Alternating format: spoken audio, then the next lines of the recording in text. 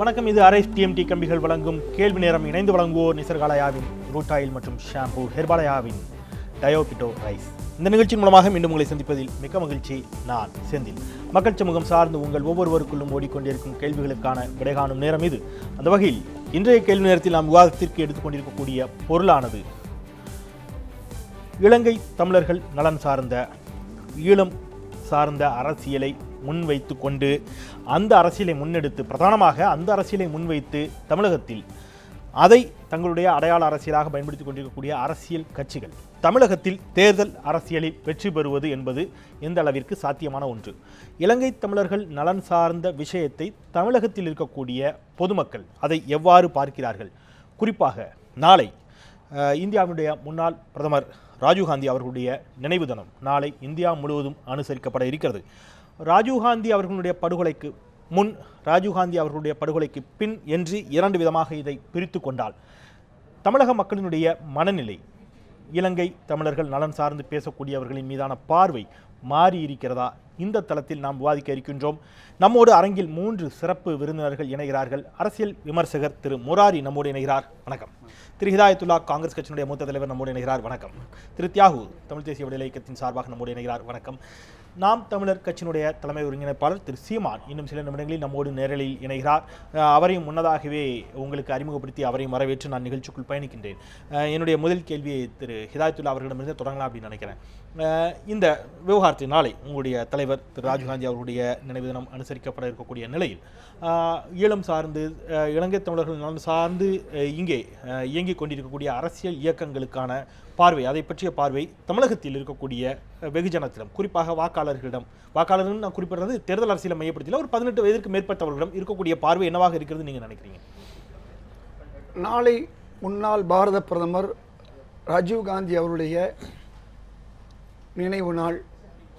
இதில் நாம் நினைத்து பார்க்க வேண்டிய ஒரு விஷயம் என்னன்னு சொன்னால், இந்தியாவை தொலைத்தொடர்பு துறையிலே உயர்ந்த நிலைக்கு கொண்டு சென்றவர், கணினி துறையில் மிக கவனிக்கத்தக்க நிலைக்கு கொண்டு போய் சேர்த்தவர், இன்னும் ஆடை அணிகளின் துறையிலே உலகளாவிய அளவிலே முதலிடத்திற்கு உயர்த்தியவர். இப்படி சொல்லிக்கொண்டே போகலாம். அவருடைய காலத்தில் பல முன்னேற்றங்களை, சாதனைகளை செய்யக்கூடிய ஒரு வாய்ப்பு அவருக்கு கிடைத்தது. அதே நேரத்தில் அருகே இருந்த இலங்கை நாட்டிலே இருந்த தமிழர்களுக்காக வேண்டி பல்வேறு வகையிலும் உதவி செய்தவர் என்பதை நாம் மறந்துவிட முடியாது. ஆனால் இந்திரா காந்தி அவர்கள் எப்படி இலங்கை தமிழர்களுடைய இன்னல்களை தீர்க்க வேண்டும் என்று மிகப்பெரிய முயற்சி எடுத்தார்களோ, அதில் சற்றும் குறையாத முயற்சியை ராஜீவ்காந்தி அவர்கள் எடுத்தார்கள். எந்த அளவுக்கு எடுத்தார்கள்னால், இன்னொரு நாட்டினுடைய இறையாண்மையை தாண்டி அந்த மக்களுக்கு உணவுப் பொட்டலங்களை போட்டு அந்த இலங்கை நாடு கொஞ்சம் கொள்ளத்தக்க அளவிலே ஒரு மிகப்பெரிய வேலையை செய்தார்கள். அதோடு மட்டுமல்லாமல் அந்த நாட்டோடு சேர்ந்து இந்த தமிழர்களுக்கு ஒரு ஒப்பந்தத்தை கொண்டு வந்து அந்த ஒப்பந்தத்தின் மூலமாக இன்றைக்கு விக்னேஸ்வரனோ இன்றைக்கு அங்கே முதல்வர்கள் இருக்கிறார்கள் என்றால் அதற்கு காரணமாகவும் அவர் இருந்திருக்கிறார். ஆக இந்த அளவிலே ராஜீவ்காந்தி அவர்கள் அந்த இலங்கை தமிழர்களுக்கு உதவினார்கள். இன்றைக்கும் நம்ம ஒன்று இலங்கை தமிழர்களுக்கு எதிரான நிலை இந்தியாவிலே இல்லை. ஒரு காலகட்டத்தில் இருந்தது. அதாவது அவர் படுகொலை உண்ட போது ஒட்டுமொத்த தமிழினம் எதிர்த்த காலமும் உண்டு. அதே நேரத்தில் நம்முடைய தமிழர்கள் அங்கே வதைபடும் போது, அடிபடும் போது அவர்களுக்கு ஆதரவாக இருந்த நிலையும் உண்டு. ஆனால் இதை வைத்துக்கொண்டு அரசியலிலே யாரும் இதுவரை வெற்றி பெறவில்லை. அப்படி பெற்றிருந்தால் இன்றைக்கு அதை தன் கையிலே எடுத்து ஆளக்கூடிய பல தலைவர்கள் பாராளுமன்ற உறுப்பினராகவோ சட்டமன்ற உறுப்பினராகவோ அவர் கட்சியை சார்ந்தவர்கள் எந்த பொறுப்பிலும் இல்லாத நிலையில் இருப்பதை நாம் பார்க்கிறோம். ஆனால் அதே நேரத்தில் அவர்களுக்கு ஆதரவு இல்லாத நிலை இங்கே இல்லை. அவர்களுக்கு ஆதரவு நிலையும் உண்டு. அவர்களுக்கான ஆதரவு நிலையும் உண்டு அப்படிங்கிற வாதத்தை வச்சிருக்கீங்க. நான் இதில் 2 பிரிவாக எடுத்துக்கொண்டுதான் பேசணும்னு நினைக்கிறேன். ஏன்னா இலங்கை தமிழர்கள் நலன் சார்ந்த அரசியலை முன்வைத்து தொடர்ந்து இயக்கங்களை நடத்தக்கூடியவர்கள் தேர்தல் அரசியலில் பெரிய அளவில் வெற்றி பெற இயலாத நிலையை பார்க்கக்கூடிய அதே நிலையில் இலங்கை தமிழர்கள் பிரச்சனையை முன்வைத்தே காங்கிரஸை கருவறுப்போம், வேறறுப்போம் போன்ற கடுமையான வார்த்தைகளை பயன்படுத்தி நடத்தப்பட்ட பிரச்சாரம் தமிழகத்தில் காங்கிரஸுக்கு மிகப்பெரிய பின்னடைவை ஏற்படுத்தியிருக்கிறது அப்படிங்கிற வாதத்தை நம்ம கவனத்தில் எடுத்துக்கொள்ள வேண்டியிருக்கு. இதை 2 எக்ஸ்ட்ரீம் லெவலில் நம்ம எடுத்துக்க வேண்டியிருக்கிறது. திரு தியாகு, அடிப்படையில் உங்களுடைய பார்வை என்னவாக இருக்கிறது? அதாவது தமிழக அரசியலில் யார் எப்படி வெற்றி பெறுகிறார்கள் என்பதை, வெற்றி என்பதனுடைய சரியான பொருளில், மக்களுடைய ஆதரவு என்ற பொருளில், வெறும் தேர்தல் வெற்றி என்ற பொருளில் அல்ல, அந்த பொருளில் தமிழக மக்கள் எதிர்நோக்கும் சிக்கல்கள் தான் முதன்மையாக தீர்மானிக்கும். எவ்வளவு முக்கியமானதாக இருந்தாலும் ஈழத்தமிழர் என்ற அந்த சிக்கலை வைத்துக்கொண்டு தமிழ்நாட்டில் அந்த ஒன்றை மட்டும் வைத்துக்கொண்டு அரசியல் நடத்த முடியாது. அப்படி யார் நடத்தி கொண்டும் இருக்கவில்லை. அதை ஒரு ஒருத்தர் கூட வச்சுருக்காங்க, குறைச்சி வச்சுருக்காங்களே தவிர அதை மட்டுமே வைத்து அரசியல் பண்ணக்கூடிய இயக்கங்கள் என்று எதுவும் இங்கே கிடையாது. ஆனால் இயல்பாகவே ஒரு சகோதர இனம் என்கிற முறையில், நம்முடைய தொப்புள்கொடி உறவுகள் என்கிற முறையில் இங்கே இருக்கிற எல்லா கட்சிக்காரர்களுக்குமே தமிழீழத் தமிழர்கள் மீது உணர்ச்சி பூர்வமான பாசம் உண்டு. அதை நாம் மறுக்க முடியாது. இங்கு உணர்ச்சிகள் பற்றியதல்ல கேள்வி, அவர்களது விடிவுக்கு நீங்கள் கடைப்பிடிக்கிற கொள்கை என்ன என்பது தான்.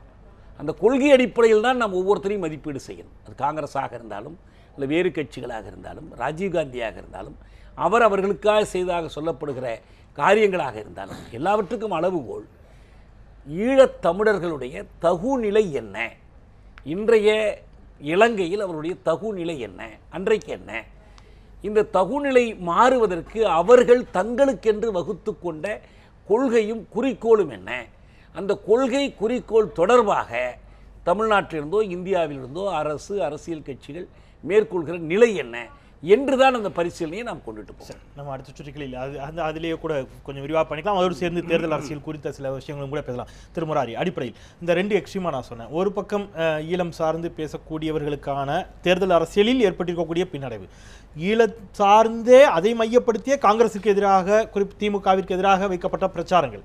அப்போது இந்த வெற்றி தோல்வியை அப்படிங்கிறது தீர்மானிக்கக்கூடிய சக்தியாக, வெற்றி தோல்வியை தீர்மானிக்கக்கூடிய சக்தியாக தமிழகத்தில் இலங்கை தமிழர்கள் பிரச்சனை இருப்பதாக நீங்கள் நினைக்கிறீர்களா? Certainly not. ஏன்னா நீங்கள் பார்த்தீங்கன்னா 89லேருந்து இருந்தது. அதுக்கு முன்னாடி 83லேருந்து ஒரு எழுச்சி இருந்தது. அவங்க வந்தபோது லட்சத்துக்கு மேலே வந்தாங்க. அப்போ இருந்தது அந்த இயக்கங்கள்லாம் அங்கே இருந்தாங்க. அவ்வளோ ட்ரைனிங்கெல்லாம் கொடுத்தாங்க. சால் ஹிஸ்ட்ரி எல்லாருக்கும் தெரியும். ஆனால் 91க்கு அப்புறம் இவர் சொன்ன மாதிரி அதுக்கு முன்னாடியே ஒரு ரிசைன்மெண்ட் வந்துடுது. எப்போ இவர் ஒரு அக்ரிமெண்ட் போட்டு ஒரு பேஸ் அக்ரிமெண்ட் கொண்டு போனாரோ ராஜீவ்காந்தி, அதுக்கப்புறம் அவங்க அதை ஏற்றுக்காது அவங்களோட இஷ்டம். நம்ம இராணுவத்தையும் எதிர்த்து பண்ணும்போது இங்கே தமிழ்நாட்டில் அதுக்கு மேலே அவங்களுக்கு ஆதரவு குறைஞ்சி போச்சு. திஸ் இஸ் த நிதர்சனம்.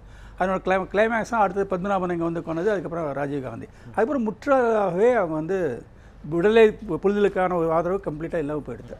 மற்றபடி இவங்க மாறுபடலாம், அதுதான் நிதர்சனம். அதுதான். ஆனால் அதே சமயத்தில் தமிழர்களுக்கு உதவணுங்கிறதுல அவங்க ஒரு சிம்பத்தி இருந்தது. அது ஸ்பெசிஃபிக் எக்ஸாம்பிள் சொல்லணும்னா நீங்கள் 91 பார்த்தீங்கன்னா கம்ப்ளீட்டாக ஆகுது. ராஜீவ்காந்திக்கு அப்புறம் என்னாச்சு, கம்ப்ளீட் ரவுட் டிஎம்கே சப்போர்ட் பண்ணால், அதனால தான் இங்கே கொண்டாங்கிறதுல போயிடுது. அப்புறம் நீங்கள் இது 99 பாருங்கள், இந்த 2009 பாருங்கள், இங்கே உச்சக்கட்டு போர் நடக்கிற போது இங்கே பிரசாரம் பண்ணாங்க. இது சிடி வீடியோ எல்லாம் கொண்டு பண்ணாங்க. அப்படி கூட 50-50 தான் வந்தது. காங்கிரஸையும் முற்றமாக நிராகரிக்கலை. அதனால் அப்போ ஜெயலலிதா சொல்கிறதா நான் சொல்கிறேன். ஜெயலலிதா எல்டிடிக்கான ஆதரவு வேறு, இது அங்கே மக்களுக்கான ஆதரவுங்கிறது வேறு. அதுதான் இங்கே இருக்கிற அப்படி எடுத்துக்கொண்டாலும் கூட திருப்தியாக ஒரு இடம்.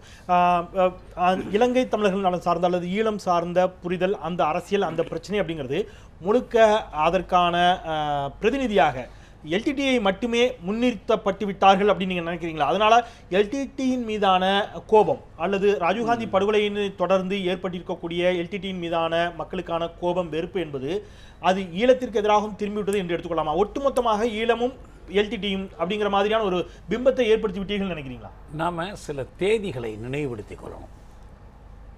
ராஜீவ்காந்தி கொல்லப்பட்டது 91 மே 21. இந்திய படை இலங்கைக்கு அனுப்பப்பட்டது, ஈழத்தின் மேல் படையெடுத்தது என்பது 87 ஜூலை 29. அதுவும் ஒப்பந்தம் கையெழுத்திடுவதற்கு முன்பே யாழ்ப்பாணத்தில் போய் இறங்கியது. முராரி அவர்கள் சொன்னது போல ஒப்பந்தம் வேண்டுமென்றால் ஏற்றுக்கொள்ளட்டும், வேண்டாம் என்றால் விட்டுவிடட்டும் என்று சொல்லி இருந்திரல. இராணுவத்தை அனுப்பி அந்த ஒப்பந்தம் திணிக்கப்பட்டது. ஏதோ வேணும்னா எடுத்துங்க, இல்லைன்னா மக்கள் எடுக்கிறது. அந்த நிலைப்பாடு எடுத்திருந்தா இராணுவத்தை அனுப்ப வேண்டிய அவசியம் இல்லை. நீங்கள் என்ன புரிஞ்சுக்கணும்னா, எல்டிடி தனி அமைப்பாக இல்லை, 4 அமைப்புகள் சேர்ந்து ஈழ தேசிய விடுதலை முன்னணி அமைத்திருந்தார்கள். டெலோ இருந்தது, இபிஆர்எஃப் இருந்தது, ஈரோஸ் இருந்தது, எல்டிடி இருந்தது. இல்ல அங்கே இருந்தார்கள். ஆனால் இந்தியாவை 4 அமைப்பு சேர்ந்து முன்னணியாக சந்தித்தார்கள். ஆனால் திம்பு பேச்சுவார்த்தையில் எல்லோரும் சேர்ந்து ஒரு நிலைப்பாடு எடுத்தார்கள். தான் இங்க கொள்கை என்று நான் வலியுறுத்துறேன். தனி ஈழம் வேண்டாம் என்று இந்தியா சொல்கிறார், ரைட்டு. அப்போ தனி ஈழத்தை பேச்சுவார்த்தை நடத்தி கொடுக்க மாட்டார், ஜெயவர்தனா கொடுக்க மாட்டார். மாற்று ஒன்று நாங்கள் வைக்கிறோம். அந்த மாற்று யார் வச்சது? எல்டிடி மட்டும் வைக்கல.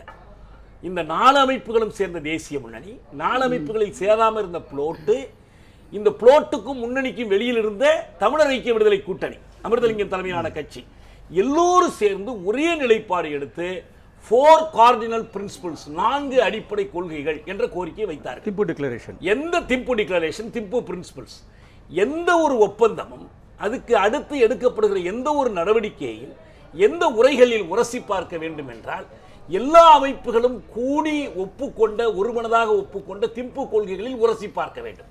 இந்த திம்பு கொள்கைகளில் எல்டிடி உறுதியாக இருந்ததனால் இந்த ஒப்பந்தத்தை நிராகரித்து விட்டார். அதுதான் கேக்குறேன். இந்த ஒப்பந்தத்தை நிராகரித்த பிறகு ஒப்பந்தத்தை ஆதரித்தது மட்டுமல்ல, ஒப்பந்தத்தை நடைமுறைப்படுத்துவதற்கு தலையாட்டிகளாக செயல்பட்ட அமைப்புகள் ஓரங்கட்டப்பட்டன, ஒதுக்கி தள்ளப்பட்டன. அதனுடைய விளைவுதான் மற்ற போராளி குழுக்களை, நீங்கள் சொன்ன டெலோ ஆகட்டும், ஸ்லாட் ஆகட்டும், மற்ற போராளி குழுக்களை எல்டிடியினர் ஒடுக்கினார்கள், அவர்களே அழித்தொழித்தார்கள். தாங்கள் மட்டுமே ஒட்டுமொத்த ஈழத்திற்கான பிரதிநிதிகளாக எல்டிடியினர் தங்களை முன்னிறுத்திக் கொண்டார்கள் அப்படிங்கிற குற்றச்சாட்டு தொடர்ந்து வைக்கப்படுகிறது. அவர்கள் செய்த அந்த பிழையின் காரணமும் கூட ஒட்டுமொத்தமாக ஈழம் என்றால் எல்டிடி என்ற ஒரு நிலையை எல்டிடியை உருவாக்கி விட்டது நீங்க நினைக்கிறீங்க? விடுதலை புலிகள் மற்ற இயக்கத்தை சேர்ந்தவர்களை தாக்கி கொண்டதும் உண்டு. மற்ற இயக்கத்தை சேர்ந்தவர்கள் டெலோ அமைப்பினர் உதாரணமாக எல்டிடி சார்பில் பேச்சுவார்த்தை நடத்த போனவர்களை பிடித்து வைத்துக் கொண்டு விட மறுத்து சுட்ட நிகழ்ச்சிகளும் உண்டு.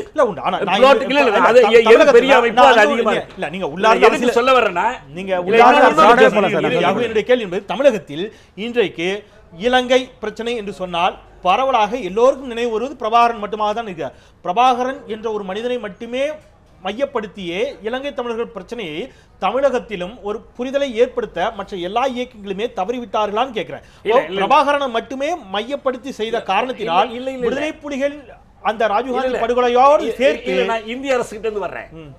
87 ஒப்பந்தத்திற்கு முன்னதாக யாரை அழைத்து இந்திய அரசு பேசியது? யாருக்காக யாழ்ப்பாணத்திற்கு இந்திய அரசே அவரை மட்டும் தான் கூப்பிட்டு பேசினாங்க, வேற எந்த அமைப்பையும் கூப்பிடல. யார் ட்ரபிள் பண்ணாங்களோ அவங்களை கூப்பிட்டு பேசுறாங்க. அப்படி பார்க்கலாம். ஏன்னா மத்தவங்க ஒத்துட்டாங்க, ஒத்துக்கிற பேச்சுக்கே வரல, இவங்களும் ஒத்துக்கல, யாரு கையெழுத்து போடல. இது வந்து புரோகிதர் மணமகளுக்கு தாலி கட்டிய விவகாரம்.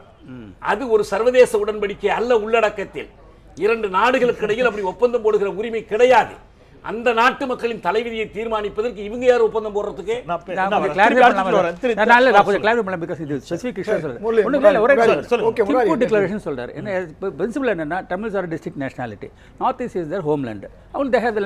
அது மாதிரி தான் வருது.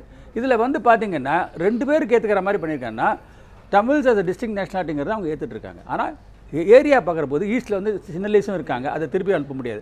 ஹீராஸ் ஆஃப் ஹிஸ்டாரிக் ஹேபிடேஷன் அப்படின்னு கொண்டு வந்தாங்க. ஸோ இது காம்ப்ரமைஸ் அக்ரிமெண்ட் வரப்போ 2 பேரும் சேர்த்து வரும்போது அப்படி தான் அக்ரிமெண்ட் வர முடியும். ஃபுல்லாக இவங்க சைடே கேட்டாங்கன்னா தமிழர்கள் டிஸ்டிங்க்ட் நேஷனாலிட்டின்னு அந்த ஒப்பந்தத்தில் இருக்கிற வரியை காட்டுங்கள் பார்ப்போம். இல்லவே அப்படி ஒரு டிஸ்டிங்க்ட் நேஷனாலிட்டி என்ற வரியே இல்லை.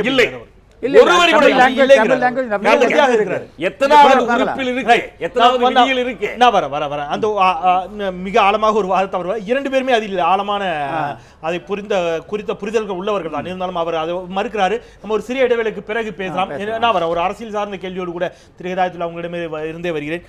ஒரு அரசியல் சார்ந்த பார்வை இங்கே தமிழகத்தில் இலங்கை தமிழர்கள் நலன் சார்ந்த பார்வை என்பது ஒட்டுமொத்தமாக பிரபாகரனோடு மட்டுமே முடிச்சு போட்டு பார்க்கப்படக்கூடிய ஒரு சூழல் இன்றைக்கும் நிலவுகிறதா? ஆமெனில் இந்த தவறு, இது தவறா, பலமா, பலவீனமா?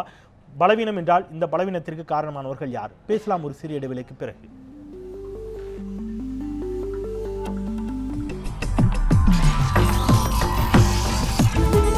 நியூஸ் 7 தமிழ், பொறுப்பும் பொது நலமும்.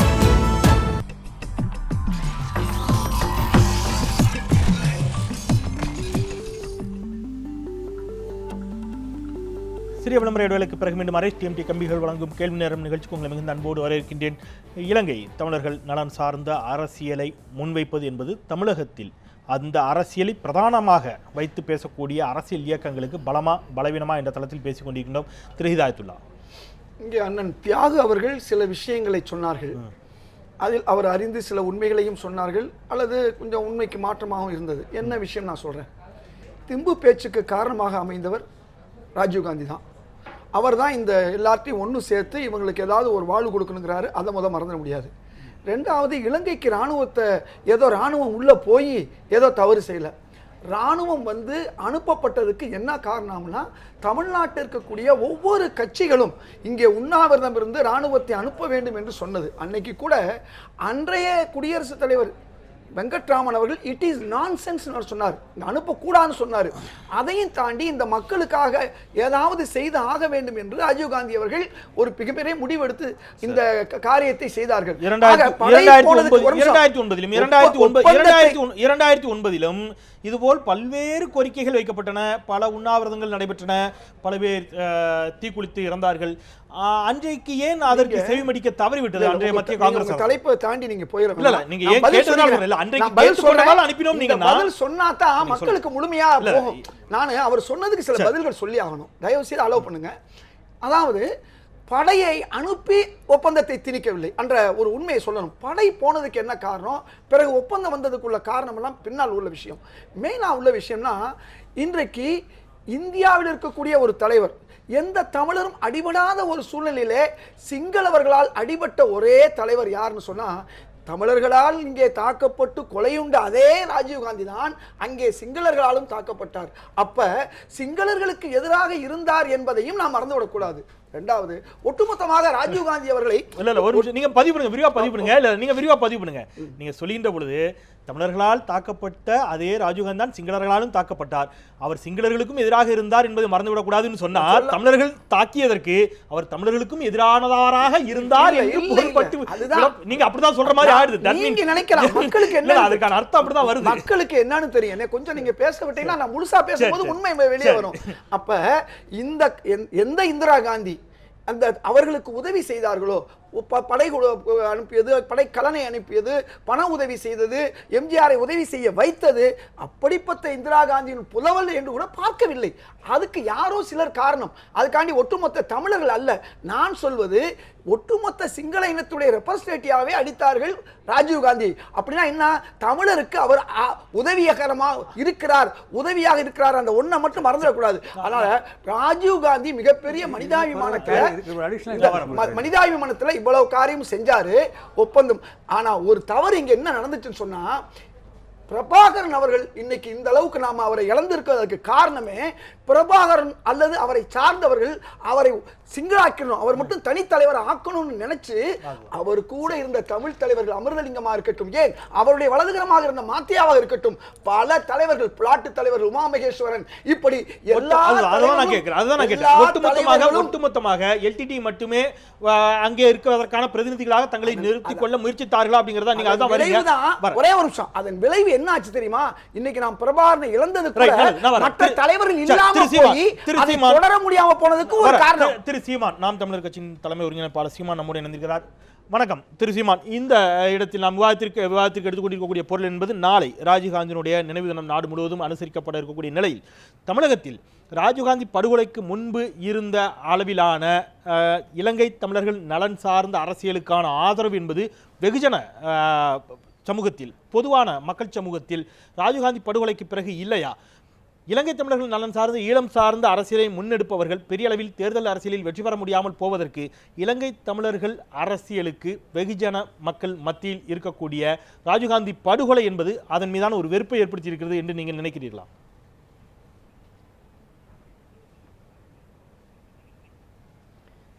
இல்லை, நான் அப்படி நினைக்கல. இப்போ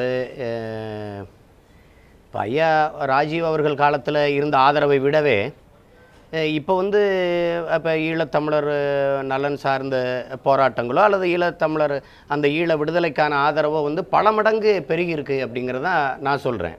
ஏன்னா இப்போ நாம் தமிழர் கட்சி, இந்த கட்சியில் என்னோட இணைந்து களத்தில் இன்றைக்கி ஒரு பெரிய அரசியல் வலிமையாக நிற்கிற இளைய பிள்ளைகள் எல்லாம் ஐயா ராஜீவ்காந்தி இறந்ததற்கு பிறகு பிறந்த பிள்ளைகள் தான். இவங்களுக்கு அந்த காயமே இல்லை. அப்போ நீங்கள் இன்றைக்கி நீங்கள் பார்க்குறீங்க, நீங்களே பார்க்குறீங்க, இது விவாதம் எடுத்து பேசுகிற அளவுக்கு இது வந்திருக்குன்னா அது அரசியலாகவே ஆகலை. அதோட ராஜீவ்காந்தி அவருடைய மரணத்தோடு இந்த ஆதரவு முற்றுமுழுதாக நீர்த்து போச்சு அப்படின்னா இதை பற்றி பேச வேண்டிய தேவையே வந்திருக்காது. இல்ல அதுதான் திரு இன்னைக்கு சீமான் முன்பு இருந்ததை விட பல மடங்கு அந்த இல்ல இருக்குது. நான் என்னுடைய கேள்வி என்பது திரு சீமான் நாம் தமிழர் கட்சியோ அல்லது மறுமலர்ச்சி திராவிட முன்னேற்ற கழகமோ அல்லது விடுதலை சிறுத்தைகளோ மற்ற புலிகள் ஆதரவை முன்வைத்து பேசக்கூடிய அரசியல் இயக்கங்களில் இருக்கக்கூடிய தொண்டர்கள் அதை ஆதரிப்பது என்பது வேறு. நான் கேட்கறது எந்த கட்சிக்கும் சாராத ஒரு வெகுஜன மத்தியில் இருக்கக்கூடியவர்களிடனுடைய பார்வை என்பது ராஜீவ்காந்தியினுடைய படுகொலைக்கு பிறகு அந்த பார்வை மாறி இருக்கிறதா அப்படின்னு தான் கேட்கிறேன்.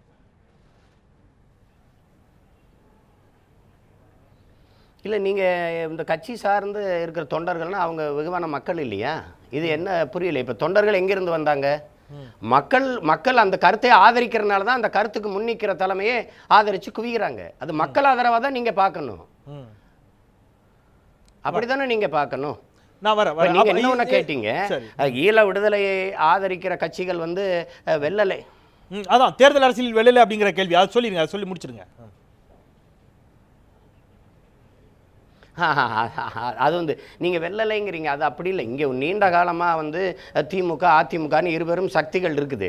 அப்போ அது வந்து இந்த அந்த ஈழ பிரச்சனை இல்லாமல் இங்கே எப்படின்னா அதிமுகவிலையும் திமுகவில் இருக்கிற தொண்டர்களுக்குள்ள மனத்துக்குள்ளே வந்து இந்த விடுதலை உணர்வு இருக்குது. ஆனால் தலைமை அதுக்கு அந்த கருத்துக்கு ஏற்புடையதாக இல்லாதனால அமைதியாக மக்கள் இருக்கிறாங்க. நீங்கள் வந்து இப்போ ஆதரிக்கிற அண்ணன் வைகோவோ அண்ணன் திருமாவளவனோ ஐயா ராமதாஸ் போன்றவர்களோ முதன்மையான சக்தியாக இல்லை. அதனால அது வெள்ளலைன்னு நீங்க சொல்லிட முடியாது. ஈழம் இங்கே அரசியலாவே இல்லைன்னா சட்டமன்றத்தில் தீர்மானம் தேவையில்லை. ஐயா கலைஞர் அவர்கள் டெசோ மாநாடு போட வேண்டிய அவசியம் இல்லை. அப்ப இது அரசியல் ஆகுது, இது ஒரு வாக்காகுது. இது இளைஞர்களிடத்துல ஒரு அரசியலா உருவாகி ஆனா இந்த இடத்துல நீங்க காங்கிரஸை கருவறுப்போம் வேறு இருப்போம் அப்படின்னு ஒரு வாதத்தை முன்வைத்து காங்கிரஸ் கட்சிக்கு ஒரு தோல்வி ஏற்பட்டிருக்கிறது. ஆனால் அந்த காங்கிரஸ் கட்சிக்கான தோல்வி என்பது ஈழத்தமிழர்கள் நலன் சார்ந்த அரசியலால் அல்ல, அதை தாண்டி வேறு சில காரணிகளால் அப்படிங்கிறது அரசியல் வல்லுநர்களுடைய பார்வையாக இருக்குது. அதற்கு அவர்கள் வைக்கக்கூடிய வாதமே ஈழத்தமிழர்கள் நலன் சார்ந்த பிரச்சனைக்காகத்தான் காங்கிரஸ் இங்கே தோல்வியை சந்தித்தது என்பது உண்மை என்று சொன்னால் அந்த அரசியலை முன்வைக்கக்கூடியவர்கள் வெற்றி பெற்றிருக்க வேண்டும் அல்லவாங்கிற ஒரு கேள்வி வருகிறது. அந்த நம்பிக்கை உங்களுக்கு இருக்குதுன்னு சொன்னா நீங்கள் தேர்தலில் தனித்து போட்டியிட்டு அதை நிரூபித்து வெற்றி பெறக்கூடிய நம்பிக்கை உங்களுக்கு இருக்குதா?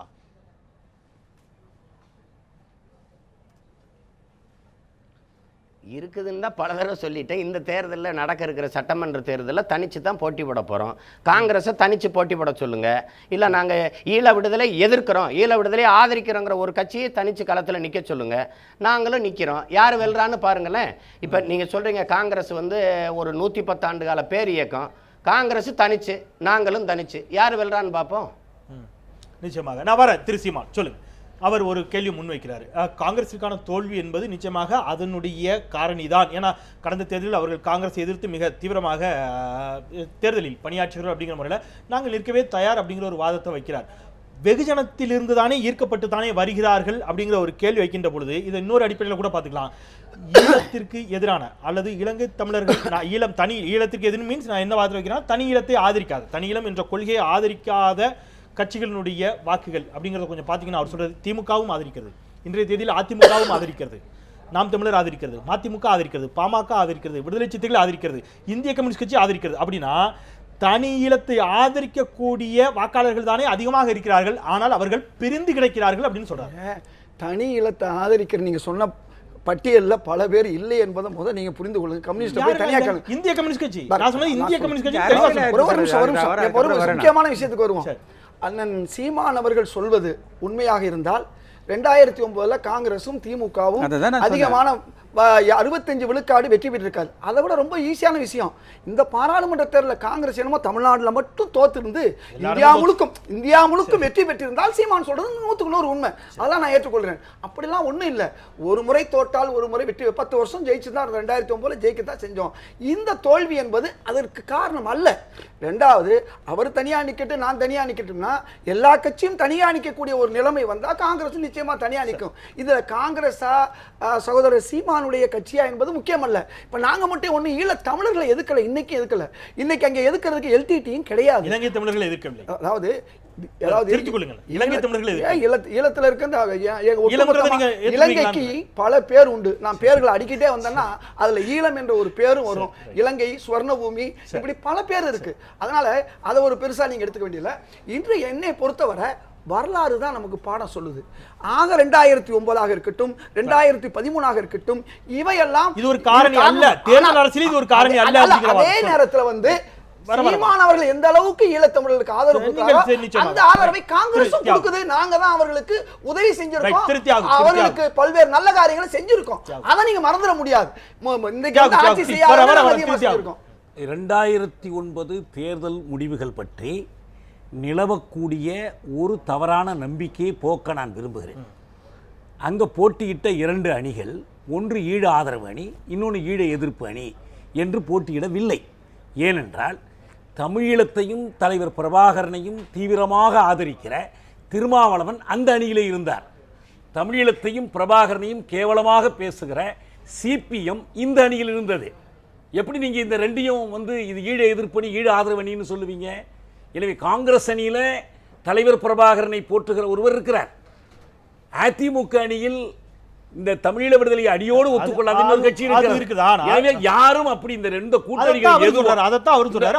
வெற்றி தோல்விக்கான காரணி என்பது அந்த தேர்தல் இல்ல, நல்லா கவனிங்க, வெற்றி தோல்விக்கான காரணி என்பது வேற ஏதோ. அதனால தான் இந்த அணியில் இருந்த திருமாவளவன் வெற்றி பெற முடியும் சொல்லி முடிச்சிடுறேன். அந்த தேர்தலில் சீமானவர்களோ நாங்களோ காங்கிரஸை தோற்கடிக்க வேண்டும் என்று முனைப்படுத்துவதற்கு காரணம் போர் உச்சகட்டத்தில் இருக்கிறது. எப்பாடுபட்டாவது அந்த போரை நிறுத்துவதற்கு ஏற்ற ஒரு முடிவை காட்ட முடியுமாங்கிற முயற்சி தான். ஆனால் போட்டியிட்ட கட்சிகளுடைய முயற்சி அதுவல்ல. இது ரெண்டுக்கும் வித்தியாசம் பார்க்கணும் நமக்கு. அந்த முயற்சியினால்தான் காங்கிரசின் மிக முக்கியமான தலைவர்கள் இல்ல ஈவிகே சிலங்கோவன் தோற்கடிக்கப்பட்டார். ரொம்ப தெளிவா கடந்த நாடாளுமன்ற தேர்தலில் அவர் ஒரு விஷயத்தை சொல்றாரு. தமிழகத்தில் மட்டுமல்ல இந்தியா முழுவதுமே காங்கிரசுக்கு ஒரு பின்னடைவு ஏற்பட்டது. என்னுடைய கேள்வி 2014 நடைபெற்ற நாடாளுமன்ற தேர்தலுக்கு வரேன். மிக கடுமையாக 2G உள்ளிட்ட விவகாரங்களை முன்வைத்து பாரதிய ஜனதா கட்சியின் சார்பில் ஊழலுக்கு எதிரான நாங்கள் ஒரு நல்ல ஆட்சியை கொடுப்போம், ஒரு நிர்வாக திறமையை கொடுப்போம், நிலையான ஆட்சியை கொடுப்போம், வளர்ச்சி பாதை அழைத்து சொல்லுவோம் என்றெல்லாம் வாதங்கள் வைக்கப்பட்ட பொழுது ஊழலுக்கு கொடுக்கப்பட்ட முக்கியத்துவத்தை அவங்க ஒரு விஷயத்தை முன்னெச்சும் கொடுக்குறாங்க. அதே அளவிற்கான முக்கியத்துவத்தை 2009 நாடாளுமன்ற தேர்தலின் போது வீடு வீடாக வீதி வீதியாக பிரபாகரன் கொல்லப்பட்ட படம், மற்ற இதர அங்கே போரில் தமிழர்கள் கொண்டு குவிக்கப்பட்ட படங்களை எல்லாம் முன்வைத்து வாக்குகள் கேட்ட பொழுதும் கூட மக்கள் அதற்கான பெரிய அளவிலான வாக்குகளாக செலுத்தவில்லை என்பது இதற்கு கொடுத்த முக்கியத்துவம் அதற்கு கொடுக்கவில்லையான்னு நான் கேட்கிறேன். நான் மீண்டும் சொல்றேங்க, அந்த தேர்தலில் ஈழம் என்ற ஒற்றை காரணி வேலை திட்டமாக வைக்கப்படலை. 77 அவசரங்களை வேண்டுமா வேண்டாமா என்று நிறுத்தப்பட்டது போல, 67 காங்கிரஸ் வேண்டுமா எதிர்க்கட்சி வேண்டுமா நிறுத்தப்பட்டது போல 2009 அப்படி ஒரு சிக்கல் முதன்மையாக நிறுத்தப்படலை. நாங்கள் ஒரு சிலர் மட்டும்தான் அதை முதன்மைப்படுத்தினோம். தேர்தலில் போட்டியிட்ட கட்சிகள் அதை முதன்மைப்படுத்தல. எனவே தேர்தல் முடிவை வைத்துக் கொண்டு தமிழ்நாட்டில் மனசாட்சியுள்ள காங்கிரஸ்காரர்கள் ஒன்றை ஒத்துக்கொள்வார்கள். என்ன ஒத்துக்கொள்வார்கள்னா, ஈழ எதிர்ப்பு தான் காங்கிரஸை இவ்வளவு மோசமாக அழித்து விட்டது.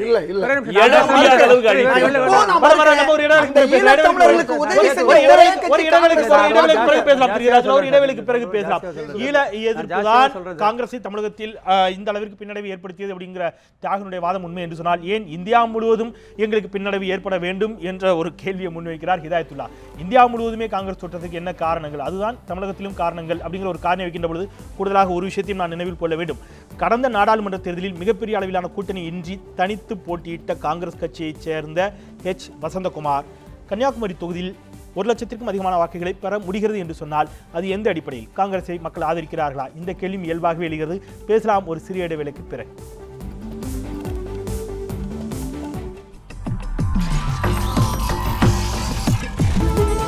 நியூஸ் 7 தமிழ், பொறுப்பும் பொது நலமும்.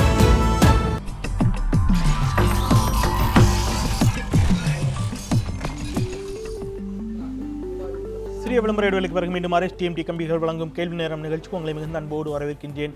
தமிழக அரசியலில், தேர்தல் அரசியலில், பொது சமூகத்தில், மக்கள் சமூகத்தில் இலங்கை தமிழர்கள் நலன் சார்ந்த பிரச்சனைகள் பெரிய அளவில் மக்கள் மத்தியில் அது ஒரு பெரிய அளவிலான தாக்கத்தை ஏற்படுத்தவில்லையா? குறிப்பாக ராஜீவ்காந்தியினுடைய படுகொலைக்கு பிறகு நாளை ராஜீவ்காந்தியினுடைய நினைவு தினம் நாடு முழுவதும் அனுசரிக்கப்படும் நிலையில் இந்த கேள்வியை நாம் எழுப்பியிருக்கின்றோம். சொல்லுங்கள் திருமுராரி. முதல்ல நீங்கள் ஒரு கிளாரிஃபிகேஷன் இருக்கணும். என்னென்னா, ஈழத்தமிழர்களுக்கு ஆதரவு ஒன்று, தனி ஈழத்துக்கு ஆதரவுங்கிறது வேறு. ஈழத்தமிழர்களுக்கு அன்றைக்கும் சரி இன்றைக்கும் சரி ஆதரவு இருந்துட்டு தான் இருக்குது. தமிழகத்தில் ஆதரவு, தமிழ்நாட்டில் அந்த ஆதரவு சிம்பத்தி இருந்துட்டு தான் இருக்குது. எந்த நிலையிலும் அது மாறுபடல. 83 கூடுதலாக இருந்து 91 அந்த கோபத்தினால LTTE தான் கோபம், தமிழர்கள் மேலே கிடையாது. இல்லை பார்க்கணும். அதே மாதிரி 2000 வந்தபோது இவங்க ஈழத்தமிழர்கள்ன்ற பேரில் பிரபாகரனை சேவ் பண்ண போனாலும் நான் சொல்லலை. இப்போ ஜெயலலிதாவே சொன்னாங்க, ஜெயலலிதா எந்த இதுலேயும் வந்து தமிழர்களை காப்பாற்றுற பேரில் பிரபாகரனுக்கு ஹெல்ப் பண்ண முடியாதுன்னு சொல்லி சொன்னாங்க. அதை வந்து மக்கள் ஏற்றுட்டாங்க. அதனால தான் நான் சொன்னேன் என்றைக்குமே அது எடுபடலேன்னு. பிரபாகரன் இருக்க மட்டும் ஒரு தமிழன் ஒன்று தான் சொல்லிட்டு இருந்தார். ரெண்டாவது பிரச்சனை பார்த்தீங்கன்னா May 17th மூவ்மெண்ட்னு சொன்னாங்க. இது May 21 வந்து இவரோடது. ராஜீவ்காந்தி பற்றி நிறைய மிஸ்கன்செப்ஷன் இருக்குது. தனியிழங்கிறது என்றைக்குமே இவங்க ஆதரிக்கலை, இந்தியா ஆதரிக்கலை. அதுக்காக வந்து அவங்க என்றைக்குமே ஆதரிக்கலையா? என்றைக்குமே ஆதரிக்கலை. என்றைக்குமே இந்தியா ஆதரிக்கலை. இந்திரா காந்தியினுடைய காலகட்டத்தில் கடையில வேற அதுதான் நீங்க மிஸ்டேக் ஒரு நிமிஷம். ஏன் நான் கேட்கிறேன்னா, இல்ல இல்ல ஏன் நான் கேட்கிறேன்னா, இந்த விவாதத்தில் கூட திரு ஹிதாயத்துல்லா சற்று நேரத்துக்கு முன்பாக சொன்னார், இந்திரா காந்தி காலத்தில் நாங்கள் உதவி உதவி என்பது வேற, தனி இனம் என்பது வார்த்தை நான் சொல்றேன். நீங்க தயவு செய்து இன்னைக்கு புரிதல் நாங்க என்ன தெளிவா கேட்கிறேன். அவர்கள் அங்க வந்து எதற்காக ஆயுதம் ஏந்தி போராடுகிறார்? ஆயுதம் கொடுத்தோம்னு சொன்னீங்க, இப்போ எல்லா உதவியும் செஞ்சோம். அந்த உதவி என்பது அவர்களுடைய நோக்கம் என்பது ஈழம் என்கின்ற பட்சத்தில் ஈழத்தை ஆதரித்துத்தானே நீங்க எம்ஜிஆர் சொன்னீங்க, எம்ஜிஆர் உதவி செஞ்சார் சொன்னீங்க. எம்ஜிஆர் எதற்காக உதவி செய்தார்? இல்ல, மீண்டும் வந்து நீங்க தவறான தகவல் கொடுத்துட வேணாம். உண்மை என்னன்னு சொன்னா, அங்கே அடிபட்டவர்கள் உதைப்பட்டவர்களுக்கு உதவி செய்யணுங்கிற அடிப்படையில் தான் கொடுத்தாங்க. ஈழத்துக்காண்டி ஒரு காலமும் இந்திரா காந்தி உதவி செய்யல, ராஜீவ் காந்தி உதவி செய்யல. அந்த மக்கள் எப்படி இந்தியாவில் இருக்கக்கூடிய மக்கள், தமிழ்நாட்டு மக்கள் தமிழகத்திலே அமைதியாக வாழ்கிறார்களோ அதே போன்று அங்கே அவர்கள் 2 மாகாணங்களை பெற்று அவர்கள் வாழ வேண்டும் என்ற எண்ணம் தான் இன்னைக்கு. இன்றைக்கு ஒரு விஷயம் சொல்லி முடிச்சிடறேன். ஒரே ஒரு விஷயம், இன்றைக்கு காங்கிரஸை கருவறுக்கிறது அவங்க விஷயம். ஆனா காங்கிரஸ் இன்னைக்கும் ஈழத்தமிழர்களுக்கு ஆதரவாக இருந்து கொண்டிருக்கிறது, அவர்களுக்கு அதிகமாக உதவுது. நாங்க ஒருபோதும் சிங்களவர்கள் எங்கள் தொப்புள் கொடி என்று சொன்னதும் இல்ல, சிங்களவர்கள் எங்கள் இனத்தை சார்ந்த ஆரியர்கள் சொன்னதும் இல்ல. தமிழ் மக்களை கொன்ற ராஜபக்சே வெற்றி பெற வேண்டும் என்றும் நாங்கள் ஒரு பிரதமராக இருந்து வாழ்த்து சொல்லுவோம். இந்த காங்கிரஸ் பாஜக அரசியலில் பதில் சொல்வதில் பாஜகவின் சார்பில் பதில் சொல்வதில் பாஜகவின் சார்பில் யாரும் இல்ல.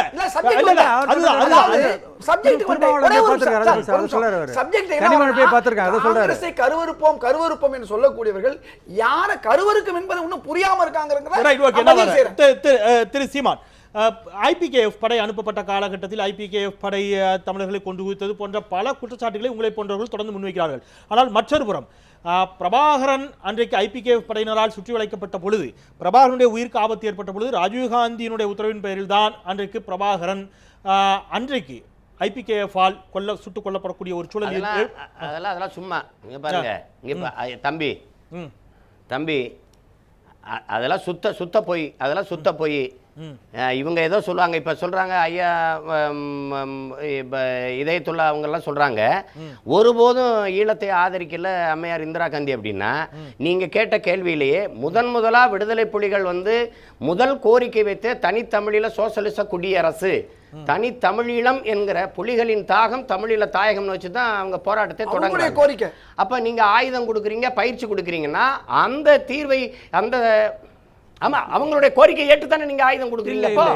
அப்ப நீங்க என்ன சொல்லணும், தனித்தமிழ் ஈழ கோரிக்கையை கைவிடுங்க, நாங்க உங்களை பாதுகாக்க ஆயுதம் கொடுக்குறோம் நீங்க சொல்லிருக்கணுமா இல்லையா?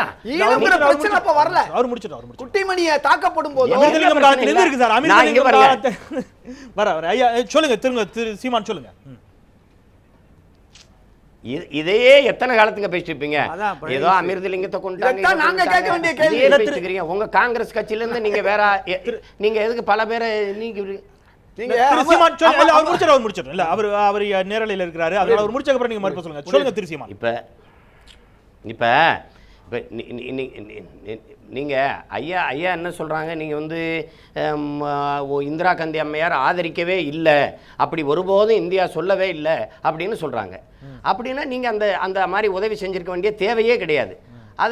அது நீங்கள் வந்து இப்போ வந்து கேட்க ஆள்ங்கிறதுக்காக நீங்கள் வந்து இப்போ அதை மறைச்சி சொல்கிறீங்க. இல்லை நாங்கள் ஒருபோதும் இந்தியா அந்த மாதிரி ஒரு முடிவை எடுக்கலை அப்படின்னு நீங்கள் சொல்கிறீங்க.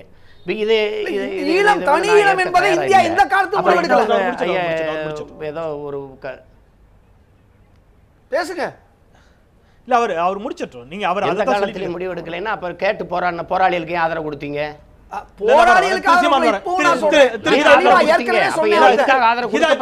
என்னுடைய ரொம்ப எளிமையான கேள்வி, போராளிகளுக்கு ஆதரவு என்பதே போராளிகளின் கோரிக்கை ஏற்றுதாங்க ஆயுதம் கொடுக்க முடியும். நீங்க போராளிகளுக்கு கோரிக்கை ரொம்ப தெளிவா இந்தியா திரு ஹிதாயத்துல்லா இந்தியா ஆயுத வியாபாரியா? கிடையாது. ஆயுதம் விற்பனை செய்ததா? இல்ல. எதற்கா தந்தை செல்வாவினுடைய காலகட்டத்தில் இருந்து தனியிலத்திற்கான போராட்டம் நடந்து கொண்டிருக்கிறதா? நான் கேட்கிறேன். நான் இல்ல முடிச்சிடறேன். தந்தை செல்வாவினுடைய காலகட்டத்தில் இருந்து நடக்கிறது. அறவழியில் நடைபெற்ற போராட்டத்திற்கு அங்கே விடுதலை கிடைக்கவில்லை என்று சொல்லி ஆயுதம் ஏந்துகிறோம் சொல்கிறார்கள் விடுதலை புலிகள். அதன் பிறகு அவர்களோடு முரண்பட்டு பல குழுக்கள். நான் இந்த கேள்வி என்பது விடுதலை புலிகளுடைய ஆயுதம் ஏந்திய போராட்டத்தினுடைய ஒரே நோக்கம் என்பது அது முதல்ல historically correct yourself. It's not LTT alone. All the அதுதான் நான் சொல்றேன். அதுதான் நான் சொல்றேன். விடுதலைகள் மட்டும் இல்ல, எல்லாத்தையும் சேர்த்து மத்தவங்க விட்டுட்டாங்க, இவங்க தொடர்ந்து போராடினாங்க. அதுதான் history. எனக்கு சின்ன வாய்ப்பு ஒரு நிமிஷம் வாய்ப்பு கொடுங்க. அவரை சரிப்படுத்திக்கிறேன். என்னுடைய கேள்வி முடிச்சறேன் ப்ளீஸ். என்னுடைய கேள்வி என்பது அவர்களுடைய போராட்டமே தனி இலத்திற்கானதுதான் என்று சொன்னால், ஆயுதம் தாங்கி போராடுபவர்களுக்கு அவருடைய போராட்டத்தின் நோக்கம் தனி இளம்தான் என்று சொல்லப்படுகின்ற பட்சத்தில் அவர்களுக்கு ஆயுதம் நக்சலைட்டுகளுக்கு நீங்கள் ஆயுதம் கொடுப்பீர்களா? இந்த நக்சலைட்டுகளுக்கு நீங்கள் ஆயுதம் கொடுப்பீங்க பாருங்க, பதில் சொல்ல விடுங்க. நீங்களே கேள்வி இருக்காதீங்க, ஒரு நிமிஷம் நில்லுங்க. நீங்க அவர் சொன்னார், அருமையா சொன்னார், ராஜீவ்காந்தி இறந்ததுக்கு பின்னால பிறந்த பிள்ளைய மட்டும் தான் எங்களை ஆதரிக்கிறாங்க. உங்களுக்கு இன்னொரு விஷயத்தை நான் சொல்றேன். எல்லா காலகட்டத்திலையும் வெறும் LTT மட்டும் ரெப்ரசன்ட் பண்ணல. இந்திரா காந்தி அவர்கள் கொடுக்கும் பொழுது வெறும் பிரபாகரனுக்கு கொடுக்கவில்லை. அவர் ஒன்னும் ஈழத்தை கேட்கக்கூடிய அவருக்காண்டி கொடுக்கவில்லை. எல்லா போராளிகளுக்கும் உதவினார்கள். அப்ப கூட எம்ஜிஆர் சில போராளிகளுக்கு உதவினார், கலைஞர் கருணாநிதி அவர்கள் பல போராளிகளுக்கு உதவினார்கள். எல்லா போராளிகளின் நோக்கமும் என்னவா இருந்துச்சு? சார் உண்மை பேச உங்களுக்கு சரித்திரம் உங்களுக்கு தெரியுதா இல்லையே தெரியல. பிரபாகரன் முழுமையான ஆளா ஆனது எப்ப? அன்றைக்கு 83ல, அதே மாதிரி 90கள்ல எல்லா போராளிகளும் இருந்த ஒரு காலகட்டம் இருந்துச்சு. அப்பதான் இந்திரா காந்தி இருந்தாங்க.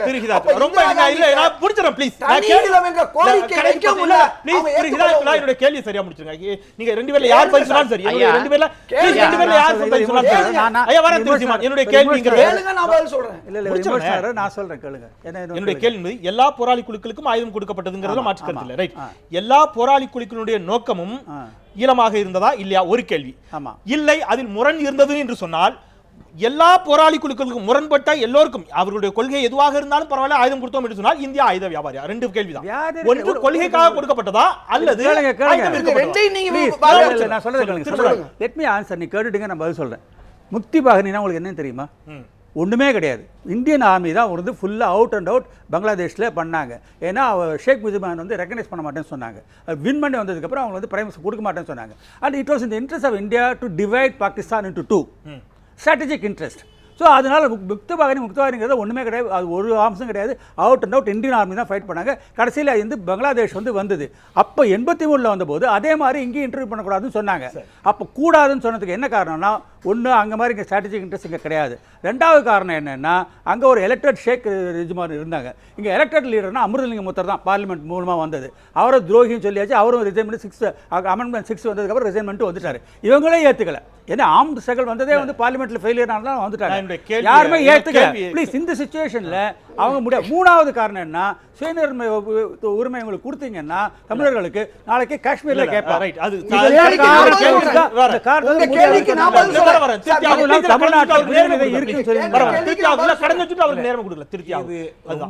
கருத்துக்குரிய ஒரு விவாதம். ஏன்னா இந்த முரண்பட்ட உண்மைகளில் இருந்து நாம் அடைய வேண்டிய ஒரு முடிவு இருக்கு. 83 ஜூலை படுகொலையின் போது இந்திய நாடாளுமன்ற மக்களவையில் இந்திரா காந்தி இலங்கையில் நடப்பது இனப்படுகொலை, it is nothing but genocide என்று தெளிவாக அறிவித்தார்.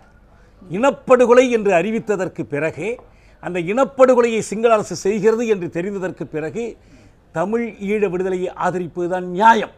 ஆனால் இதயத்துல்லா சொல்வது போல சொல்ல முடிக்க கொடுங்க. இதயத்துல்லா சொல்வது 100க்கு 100 சரி. எந்த இந்திய அரசும் தமிழீழ விடுதலையை ஆதரிக்கவில்லை. தமிழீழ விடுதலையை ஆதரிக்கவில்லை என்ற ஒரு கொள்கை முடிவை எடுத்துக்கொண்டு தமிழீழ விடுதலைக்கு களத்தில் இருக்கிற போராளிகளுக்கு ஆயுதமும் பயிற்சி கொடுப்பது என்பது இந்திய வல்லாதிக்கத்தினுடைய சூழ்ச்சி மனத்தை காட்டுகிறது. இதான் இங்க உண்மை. இவர்களுக்கு இவருடைய தெற்காசியாவில் நான் சொல்லி முடிக்க விடுங்க. தெற்காசியாவில் தங்களுடைய வல்லாதிக்கத்தை நிலைநாட்டுவதற்கு இவங்களுக்கு பல முனைகள் தேவைப்படுகின்றன. ஒரு பக்கம் தமிழ் மக்களுடைய துயரத்தை பயன்படுத்தி கொண்டு இந்த போராளிகளுக்கு ஆயுதமும் பயிற்சியும் கொடுப்பதன் மூலமாக ஒன்று சிங்கள அரசை மிரட்ட வேண்டும், இவர்களுக்குள் மோதலை உண்டு பண்ண வேண்டும். இதற்கு ஆதாரம் அங்கு அமைதிப்படை தளபதியாக இருந்த ஹர்கிரத் சிங் எழுதியிருக்கிற புத்தகத்தில் தெளிவாக குற்றச்சாட்டு சொல்லி இருக்கிறார். எப்படி ரா அமைப்பு டெலோவை கைவயப்படுத்தியது, எப்படி அவர்களை, அதனாலேயே பிரபாகரன் மற்றவர்களோடு சேர்ந்து என்னுடைய வீரர்களை பயிற்சிக்கு அனுப்ப மாட்டேன், தனி முகாமில் தான் பயிற்சி என்று சொன்னார். அவர் சொன்னது சரி. இது ஹர்கிரத் சிங் தன்னுடைய புத்தகத்தில் எழுதி இருப்பது இந்தோ ஸ்ரீலங்கன் அக்காடு பற்றி எழுதின புத்தகம். ரெண்டு விஷயம், எனவே ரெண்டு இந்திய விஷயம். அரசுடைய அணுகுமுறை என்னுடைய கேள்வி, என்னுடைய இங்க முயற்சி அடுத்து கெடுப்பது அல்லது எதிர்த்து என்னுடைய கெடுப்பது கேள்வி, என்ற இது சூழ்ச்சி. ஒரு வாதத்தை வைக்கிறீங்கன்னா இந்திய அரசு கடுமையான துரோகத்தை செய்தது, சூழ்ச்சி செய்தது அப்படின்னா தொடர்ந்து இந்திய அரசிடம் நீங்கள் தொடர்ந்து கோரிக்கைகளை வலியுறுத்தி ஏதோ ஒரு இடத்தில் இந்திய அரசிற்கான அழுத்தத்தை தொடர்ந்து இன்னமும் கூட மத்திய அரசு நோக்கிய போராட வேண்டிய அவசியமும் தேவையில்லை. அவர்கள் சூழ்ச்சிக்காரர்கள் தான். பகைவன் என்றால் கோரிக்கை சூழ்ச்சிக்காரர்கள் முடிவு பண்ணி இல்லையே, பகைவனிடம் கோரிக்கை வைக்க மாட்டீங்களா நீங்க? ஒரு நிமிஷம் இல்ல, சார், ஒரு ஏன் நிமிஷம் சார். கோரிக்கை வைக்கிறதுக்கு ஒரே காரணமே நிமிஷம். என்ன? இவர் இங்க உட்கார்ந்து எனக்கு இந்தியா இன்னும் வாய்ப்பு ஒரு- கொடுங்க. இல்ல, ஏன் இந்திய அரசிடம் கோரிக்கை ஒரே வைப்பது ஒரு என்ன வாய்ப்பு. தவறு? Please, ஒரே ஒரு நிமிஷம், ஒரே ஒரு இல்ல, நிமிஷம். எங்கள் மக்கள் மீது முடிச்சிடறேன். அதுக்கான சேர்த்து மறுப்பு சொல்லுங்க. அதுக்காக சொல்றேன். கடைசி எங்கள் மீது இறைமை கொண்டாடுகிற ஒரு அரசிடம் எங்கள் மீது நீ இறைமை கொண்டாடுவதாக இருந்தால் எங்கள் மக்களுக்கு எதிராக செயல்படக்கூடாது என்று அழுத்தம் கொடுப்பதில் என்ன தவறு? ரைட், நான் வரேன். திரு சீமான், எந்த சூழலிலும் இந்திய அரசு நான் என்பது சொல்றேன், answer. வரேன் நிச்சயமா. எந்த சூழலிலும் இந்திய அரசு என்பது தனி ஈழத்தை ஆதரிக்கவில்லை, ஆனால் ஆயுதம் கொடுத்தார்கள் அப்படிங்கிற ஒரு வாதத்தை தியாகு வைக்கிறார். ஆயுதம் கொடுக்கப்பட்டதற்கான சில காரணிகளையும் அவர் ஒரு பக்கம் சொல்கிறார். ஆனால் எந்த இடத்திலும் கொஞ்சம் கூட இந்தியா என்பது இலங்கை தமிழர்கள் நலன் சார்ந்து செயல்படவே இல்லை என்று நீங்கள் ஏற்றுக்கொள்வீர்களா?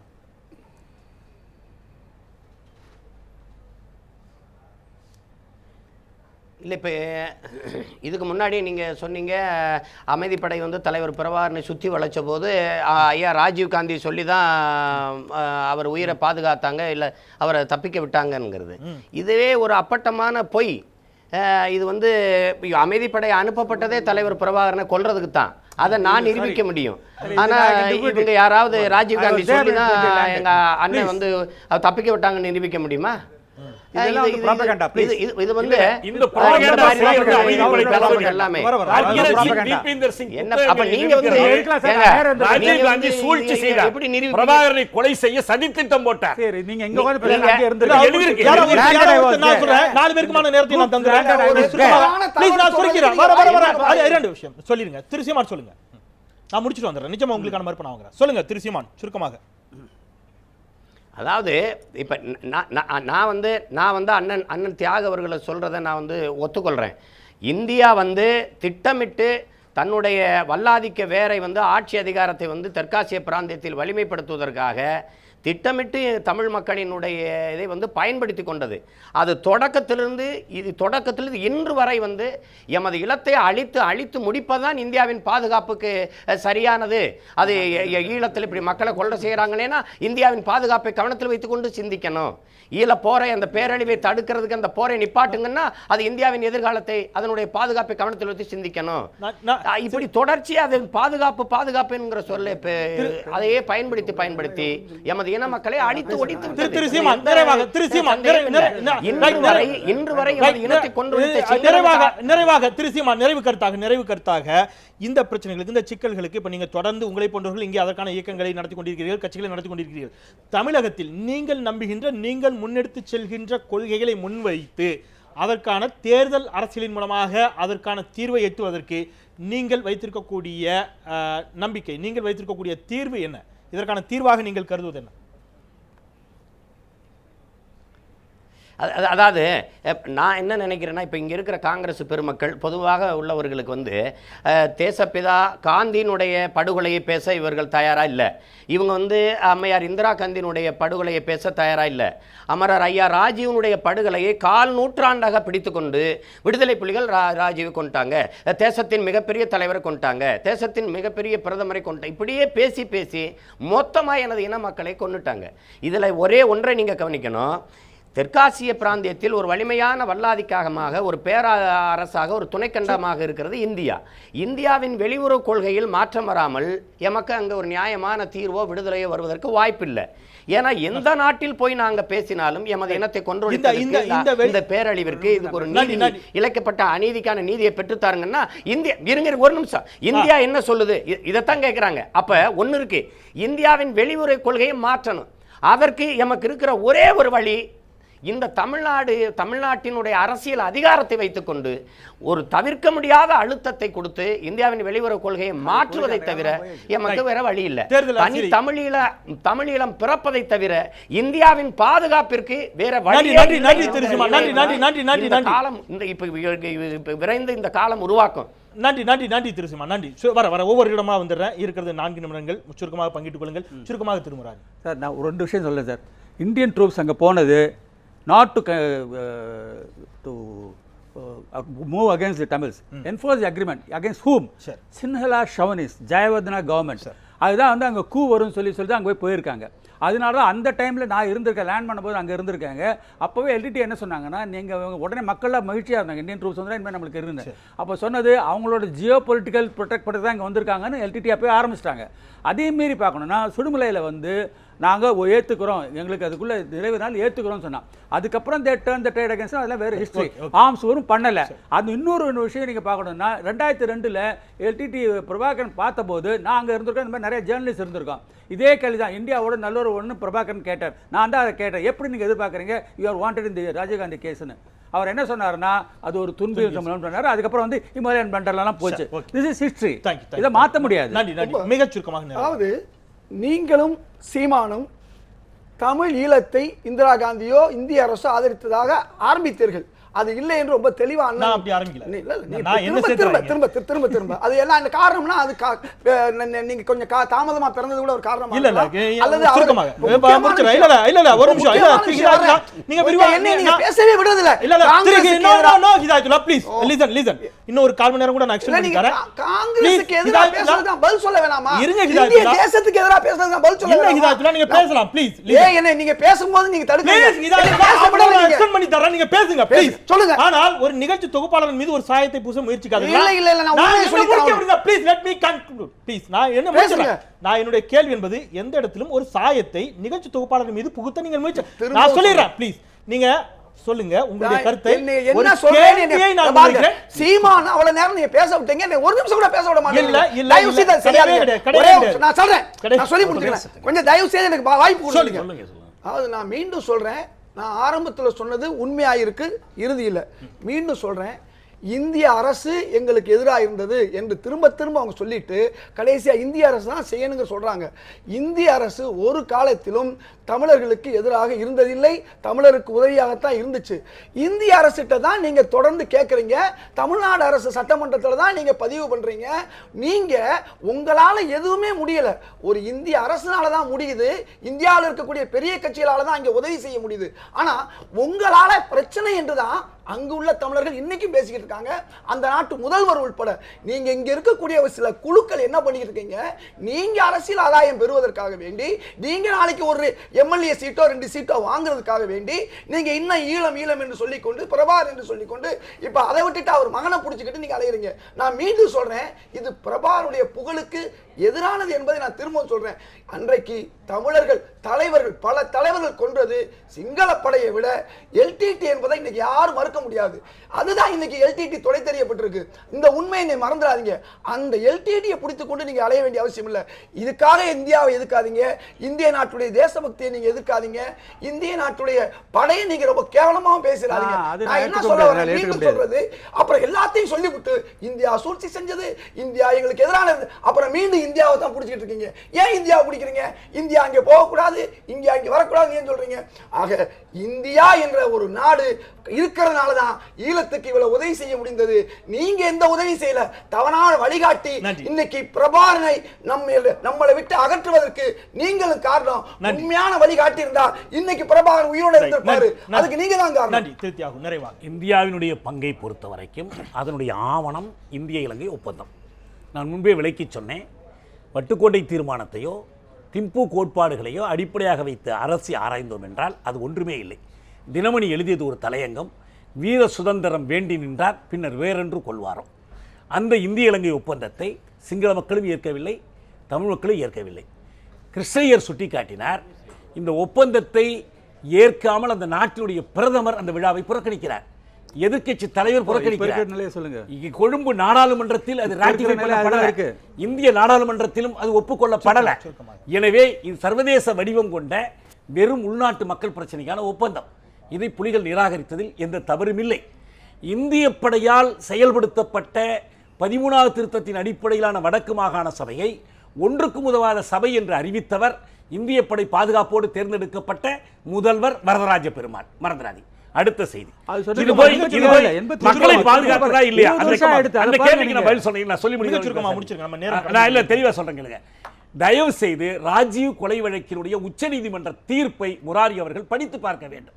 மிக தெளிவாக நீதிபதி 3 நீதிபதிகளும் தனித்தனி தீர்ப்பில் சொல்லுகிறார்கள், தி IPKF committed atrocities against Tamils. இது எது உச்சநீதிமன்ற நீதிபதிகளுடைய கருத்து. அவங்க முன்னால வைக்கப்பட்ட சாட்சியத்தின் அடிப்படையில் எழுதப்பட்டது. இல்லைன்னு நீங்க காட்டுங்க, நான் அரசியல் விட்டு விலகி போறேன். அடுத்து இன்னொன்னு சொல்லிடுறேன். இதே IPKF அட்டூழியங்களை பற்றி இந்தியாவில் வெளிவந்த பத்திரிகைகளுடைய செய்திகளை தொகுத்து, வேற ஒன்றும் எழுத்தே கிடையாது. அந்த புத்தகத்தின் பெயர் சாட்டானிக் ஃபோர்சஸ். 1000 பக்கங்கள் கொண்ட புத்தகம்.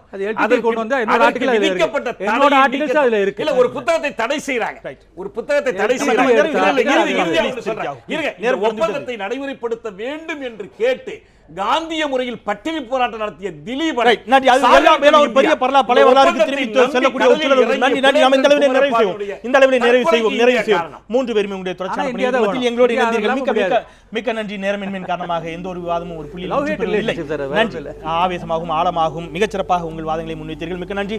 திரு சீமான், நீங்களும் நேரலையில் உங்களுடைய தொடர்ச்சியான பணிகளுக்கு மத்தியில் எங்களுடைய நன்றிகள். உங்களுக்கு என்னுடைய நன்றிகள். இந்த அளவிலே நிறைவு செய்யலாம். ஏதாவது ஒரு வழியில் எந்த வகையிலாவது அங்கே இருக்கக்கூடிய அல்லல்பட்டு கொண்டிருக்கக்கூடிய தமிழர்களுக்கு ஒரு தீர்வு கிடைக்கும் என்று சொன்னால், இலங்கை தமிழர்களுக்கு ஒரு தீர்வு கிடைக்கும் என்று சொன்னால், அதை எதிர்ப்பதற்கு இங்கே நிச்சயமாக யாரும் இருக்க மாட்டார்கள். எல்லோருமே ஏதாவது ஒரு இடத்தில் அந்த மக்களும் நலமோடு வாழ வேண்டும் என்பதே நிச்சயமாக அத்துணை பேரும் விருப்பமாகவும் இருக்கும். அதற்கான நகர்வுகளை நாமும் பங்கேற்போம். இந்த அளவிலே நாம் நிறைவு செய்வோம். மறந்து கொண்டே இருப்பது மக்களின் இயல்பு. அதை மீண்டும் மீண்டும் நினைவுபடுத்திக் கொண்டே இருப்பது எனது கடமை. அந்த வகையிலே மற்றும் சில மக்கள் சமூகம் சார்ந்த பிரச்சனைகளோடு மீண்டும் கேள்வி நேரத்தில் உங்களை சந்திக்கின்றேன். நான் செந்தில். நன்றி.